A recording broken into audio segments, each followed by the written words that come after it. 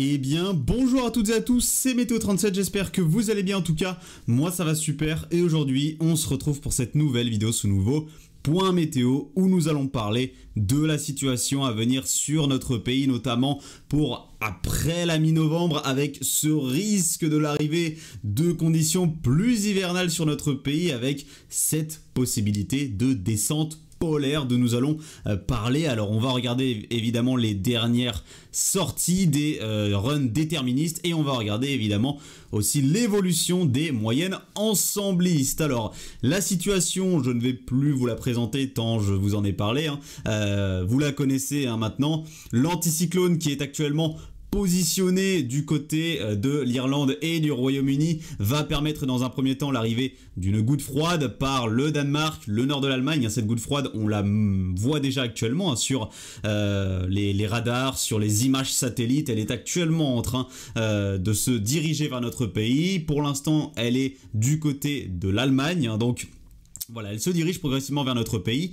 Avec elle, une masse d'air plus fraîche, continentale, qui va concerner notre pays. Donc cette semaine, de ce lundi jusqu'à vendredi, attendez-vous à des températures inférieures au normal de saison. Ce n'est qu'à partir du week-end prochain que les températures vont repasser au-dessus des normes de saison.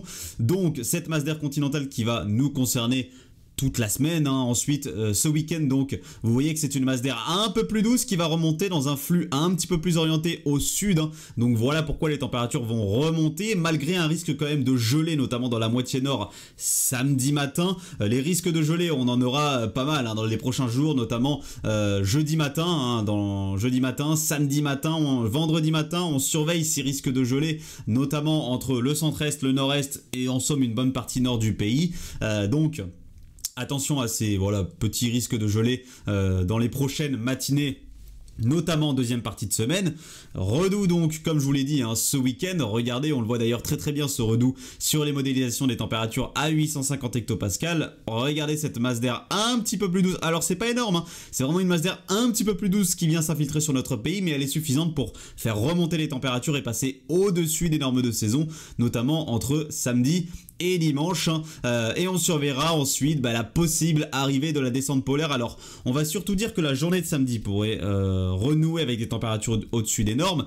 Normalement la journée de dimanche devrait y être aussi, puisque l'air froid ne se sera pas vraiment infiltré sur notre pays en journée de dimanche. C'est vraiment plutôt la journée de transition entre le retour de cet air doux et l'arrivée de la descente polaire, Donc regardez le scénario du modèle GFS. Donc là on est toujours sous l'influence du flux de sud. Au niveau des précipitations du côté de la Méditerranée, j'ai des bonnes nouvelles pour vous. On a le risque d'épisode méditerranéen qui a largement diminué sur les dernières modélisations. Pourquoi? Parce que regardez, la goutte froide, elle est encore plus éloignée. Là sur les dernières sorties, elle est carrément ici du côté du large du sud-ouest de la péninsule ibérique. Donc elle est vraiment très très très très loin de notre pays. Elle ne peut donc pas avoir une influence, elle ne peut pas nous apporter un flux de sud bien chaud, humide et instable de Méditerranée. Là on est sur un flux de sud qui est plutôt sec et qui n'est pas instable, enfin qui est peu instable en tout cas. Donc de fortes pluies qui pourraient quand même concerner notamment le golfe du Lion, le nord-est de l'Espagne, mais en somme ce sera beaucoup moins élevé que ce qui était annoncé encore là dans la journée de samedi, sur les runs de samedi notamment, qui était assez alarmant. Donc là l'alerte elle est levée pour cette semaine. Honnêtement les modèles deviennent de plus en plus optimistes sur une situation plus calme autour de la Méditerranée. Donc c'est une bonne nouvelle que nous avons sur les dernières sorties au niveau de la Méditerranée. Donc pas d'épisode méditerranéen en tout cas en France normalement. GFS reste le modèle le plus pessimiste je crois actuellement, sinon les autres sont plutôt optimistes.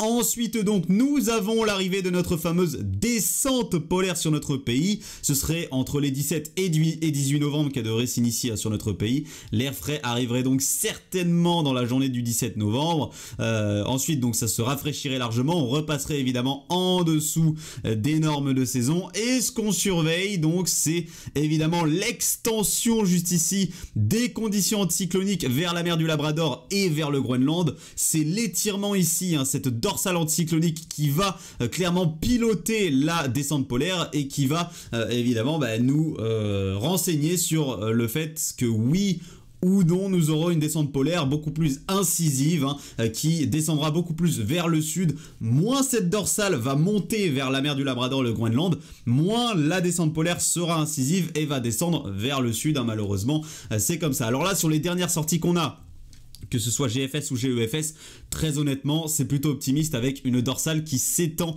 vous le voyez, très au nord, vers, comme je vous l'ai dit, mer du Labrador et Groenland. Donc là, elle s'étend vraiment très au nord, c'est une bonne nouvelle, c'est une très bonne modélisation qu'on a actuellement sur le modèle GFS, et c'est à peu près pareil sur le run de contrôle, GEFS. Et ce qu'on surveille, sur la moyenne, c'est apparu en tout cas, c'est cette dépression juste ici, qui pourrait se former, elle est juste là. Voilà, cette petite dépression qui pourrait se développer, excusez-moi pour la notif, qui pourrait se développer et qui pourrait venir nous, malheureusement, soit gâcher un petit peu la fête en partie, soit venir nous apporter une situation encore meilleure. Parce que là, malheureusement, évidemment, on a du tout et du n'importe quoi actuellement, notamment sur l'ensemble. On a le modèle GFS. GFS, regardez ce qu'il nous voit. Il voit la dépression glisser progressivement vers des secteurs beaucoup plus au sud de notre pays. Donc, nous avons une synoptique largement favorable à un conflit neigeux sur le modèle GFS. Là, on voit très bien cette dépression, regardez, qui nous vient déjà de l'Atlantique. Donc, elle est forcément gorgée d'humidité. Elle nous apporte une perturbation active, et en plus de ça, donc elle passe très au sud, donc au nord de la perturbation, eh bien l'air est suffisamment froid pour pouvoir permettre le phénomène d'isothermie et permettre donc la neige jusqu'en plaine. Là, un véritable conflit neigeux, un bel épisode neigeux jusqu'en plaine.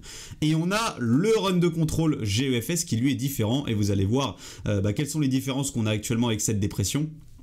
Regardez ce qu'elle fait, elle passe beaucoup plus au nord. Voilà, elle passe, vous voyez, du côté du Royaume-Uni, et la moyenne est plutôt en accord avec malheureusement la modélisation du run de contrôle. Alors à l'arrière, l'air froid pourrait débouler, forcément, mais dans un premier lieu, elle passe, vous voyez, très au nord, du côté du Royaume-Uni. Donc elle nous apporte plutôt un risque de coup de vent à tempête sur le nord-ouest du pays, plutôt qu'un risque de conflit neigeux sur notre pays. Malheureusement, l'air froid avec un scénario comme celui du run de contrôle, il déboulerait qu'à l'arrière de la dépression là. Voilà, c'est vraiment juste ici à l'arrière que le plus d'air froid déboulerait, et ensuite voilà, sur le run de contrôle, on a des risques de conflit neigeux à l'arrière avec ces dépressions qui remontent depuis le sud-ouest et qui donc entrent en conflit directement avec l'air froid polaire situé sur l'Europe. Donc voilà les scénarios, les différences de scénarios qu'on a actuellement, et regardez la moyenne, GEFS qui malheureusement est plutôt en accord avec le run de contrôle. Regardez, la dépression elle est juste là, et elle passe très au nord du côté du Royaume-Uni. Donc malheureusement, une dépression qui passe autant au nord, c'est un conflit neigeux qui n'aura pas lieu. Il faut vraiment qu'elle passe beaucoup plus au sud, cette dépression. Alors la moyenne peut encore bouger évidemment, on va encore avoir d'autres scénarios actuellement, mais tout ce que je peux vous dire, c'est qu'au vu des moyennes que l'on a actuellement et au vu des dernières sorties déterministes, je peux d'ores et déjà vous confirmer la descente polaire pour à partir des 17 et 18 novembre. Donc cette descente polaire est confirmée. Maintenant, quel sera son aspect, elle sera comment, à quelle intensité l'air froid va-t-il pénétrer notre pays? Ça, je ne peux pas vous le dire actuellement. Et au niveau des détails, encore moins. Au niveau de tout ce qui est neige, du passage exact, de la localisation exacte de la dépression, il y a beaucoup de détails dont je ne peux pas vous parler à l'heure actuelle puisque l'échéance est toujours beaucoup trop lointaine. Mais en tout cas, il y a bel et bien une masse d'air fraîche, voire froide, qui va débouler depuis notamment le nord-nord-ouest sur notre pays, et qui va effectivement faire baisser les températures, notamment à partir du 18 novembre sur notre pays. Donc cette descente polaire, elle aura lieu. Je vois pas comment elle peut ne pas avoir lieu, malheureusement, heureusement, pardon, mais malheureusement, il y a des détails qu'il faut encore affiner et que pour l'instant, on ne peut pas savoir puisque l'échéance est beaucoup trop lointaine. Voilà, donc après au niveau de la masse d'air, elle peut très bien atteindre les 0, moins 2, moins 4, voire moins 6, moins 8 degrés sur notre pays. Dans tous les cas, à 850 hectopascales, ça va bien se rafraîchir et on aura effectivement bien les effets de cette descente polaire certainement sur notre pays, et les modèles se mettent de plus en plus en accord sur l'extension ici de cette dorsale anticyclonique vers la mer du Labrador et le Groenland, ce qui rendra donc les conditions encore plus favorables à cette descente polaire. Alors on surveillera vraiment le comportement de la dépression qui sur pas mal d'ensemble d'ailleurs est limite tempétueuse, est vraiment limite tempétueuse, parce que regardez ce qui se passe au niveau du jet stream. Je vais vous montrer avec le run de contrôle.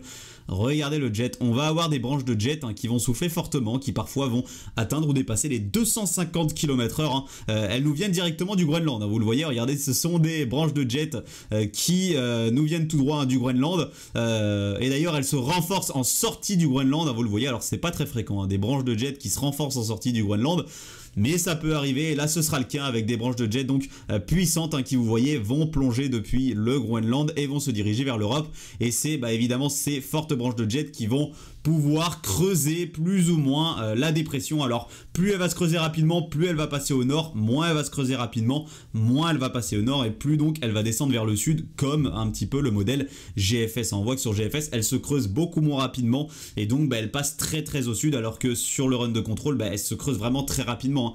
À peine formée, elle commence déjà à se creuser extrêmement rapidement, regardez. Hop, à peine creusée, vous voyez, à peine formée entre le Groenland et l'Islande, elle se creuse vraiment très rapidement cette dépression, et donc elle passe beaucoup trop au nord. Donc il faut espérer que cette dépression ne se creuse pas trop vite si on veut vraiment avoir le plus de chances de conflits neigeux sur notre pays, en tout cas direct lors de vraiment l'arrivée de la descente polaire dès le milieu de semaine prochaine. Eh bien il faut que cette dépression ne se creuse pas trop vite et qu'elle puisse descendre suffisamment au sud pour vraiment nous apporter ce fameux conflit neigeux. Donc je vous reparlerai évidemment des détails dans la semaine, dans un point météo, soit demain, soit mercredi ou jeudi. Je vous tiens au courant évidemment pour la sortie du prochain point météo, mais on peut quand même déjà d'ores et déjà confirmer effectivement la descente polaire sur notre pays. Maintenant il faudra voir en détail comment tout cela va se dérouler. Merci à tous d'avoir suivi ce point météo. Moi je vous retrouve donc très bientôt pour un nouveau point météo, soit demain, soit mercredi. Ce sera certainement demain, puis ensuite jeudi, puisque mercredi il se peut que je ne sois pas disponible.